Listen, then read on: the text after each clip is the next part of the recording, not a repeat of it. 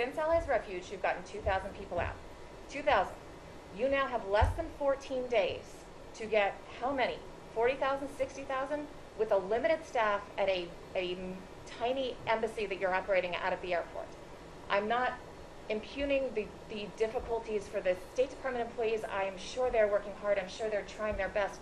But do you really think logistically it is possible to make any kind of a dent in that and get those people out? Furthermore, what is the order for who is coming out of the airport? Is it, you said it's not embassy staff anymore, so it is American citizens, then SIVs, then who is coming out in what order? And if I'm a woman or a girl and I show up at the airport, does that qualify me as a P2, as a person of special consideration?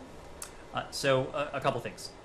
We are going to do, and we are doing, as much as we can for as long as we can to relocate, to bring to safety, whether that is to the United States or elsewhere, vulnerable Afghans, whether they are SIV applicants, whether they have refugee status, whether they fall into other vulnerable categories. You've heard from DoD that the Department of Defense has been in a position to relocate tremendous lift capacity.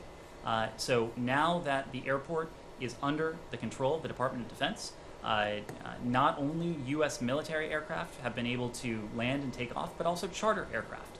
It is also a goal of the United States and our international partners to see to it that the commercial flights are able to take off and land. This is something that we are working on very closely with our partners, with Afghans on the ground. The reinitiation of commercial operations would add tremendous capacity to those seeking to relocate from Afghanistan. In terms of prioritization, of course, our first priority, our first responsibility is always going to be to the American people. So we've spoken of our relocation, repatriation of our direct hire staff. That has now completed for the time being. I told you today that we have notified the first tranche of private American citizens who have expressed an interest in being repatriated to the United States.